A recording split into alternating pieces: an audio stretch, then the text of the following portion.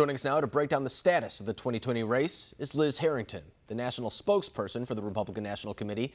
Liz, I want to talk about the idea of elections more broadly. Yesterday, for example, we saw a pretty high-profile race in the state of Alabama where Attorney General Jeff Sessions actually lost his race to his challenger, that being Tommy Tuberville. What does that tell us mainly about the Republican Party and where it's headed? I think it shows the power of a presidential endorsement. President Trump has really backed so many successful candidates. It wasn't just in Alabama, it was in Texas. It was Ronnie Jackson winning as well. And his record in special elections is really unprecedented. It's unmatched. He was undefeated for throughout the 2 years. Only recently lost like 1 or 2, but it's very minimal. He has an eye for things and really an eye for where the country is at. And he's exactly right. Just like in 2016, Democrats and the media, they were missing the big story. President Trump won for a reason, and the reason they are just continue to ignore. And when the Democrats and the media continue to deny the fundamental facts of what we were voting for in 2016, which was an end to this political correct nonsense, an end of an idea that you're just a racist, a bigot, a sexist, or anything else, insert the pejorative there, just because you believe that a country should have borders and the rule of law. And they've rejected those ideas. They slander and demean and look down on. And what have they done? They've just completely gone even further to the left and embraced a radical anti-American agenda. And so that silent majority is growing ever more.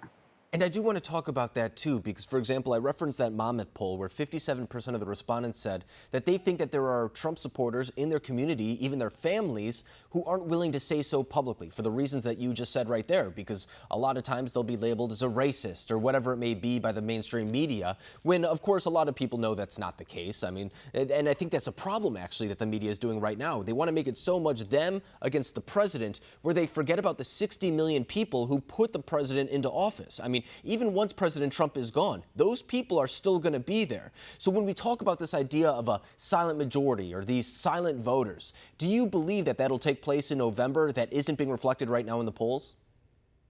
Absolutely. Just take a look at Real Clear Politics. Go back to 2016, at the same time in the cycle. It's a sea of blue. It's a sea of positive Clinton polls, up 10 points, up 6 points, up 7 points. The same thing that they say now about Joe Biden.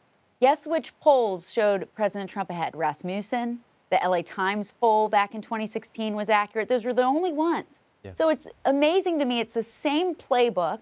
It's the same discredited methodology of these national polls that heavily skew in favor of Democrats, but don't have an accurate reflection of what's going on the ground and what the country's actually showing them. And just take a look how far, the more Joe Biden embraces, he's not going to the middle. He's embracing the radical left.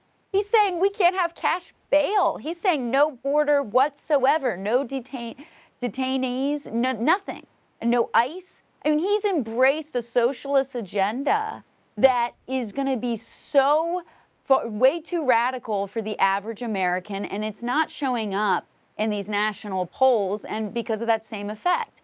You're not going to be willing to tell a stranger when for 24 hours a day, CNN and MSNBC demonize you just because you happen to disagree with them. No way. And Liz, when that Los Angeles Times poll came out back in 2016, I want to touch on that as well, because I think the methodology is very important behind that. They were working with the University of Southern California, and what they did is that they took people who were Trump supporters and Clinton supporters, and instead of just gauging it, which would you rather have, they tried to measure the excitement behind those candidates, whether it be on a scale of 1 to 10, saying 6 in August, and then it got closer to the election, and that individual was higher up to a 9. And that was in order to gauge turnout, something that I think isn't reflected in polls when you just talk about the head-to-head matchups. So do you suspect that for all of our viewers who do pay attention to polls, that is something that we'll see going up to the November election, the same way as 2016, where President Trump is behind in the polls, only to see a large turnout going into the November election, whereas Joe Biden right now, he's dealing with an enthusiasm issue. Do you think that's going to be the case going into November? Absolutely. There is so much energy and enthusiasm behind President Trump and the Republican Party. We are so united.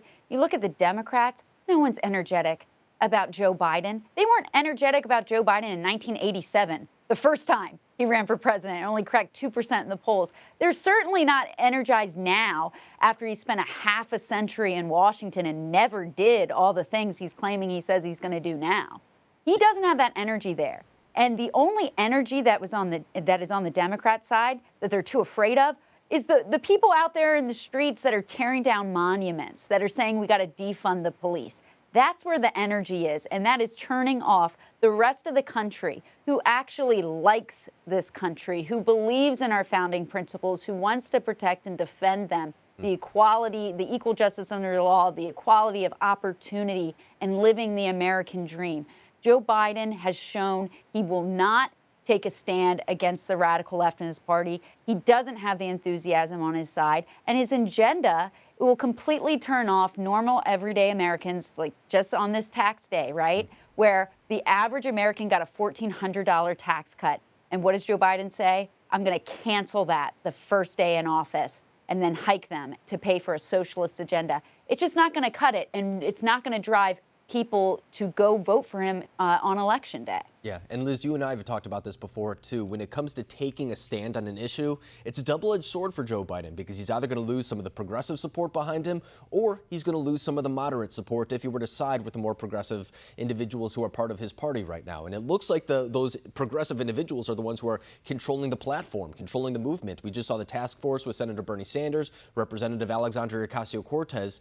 Those policies don't bode well in the suburbs where moderates are traditionally more existent and a big part of the demographic who won the House for Democrats in 2018. So it'll be interesting to see how they fare this time with President Trump on the top of the ticket. But Liz Harrington, I appreciate you coming on, breaking down the race for us. Thank you as always for joining us.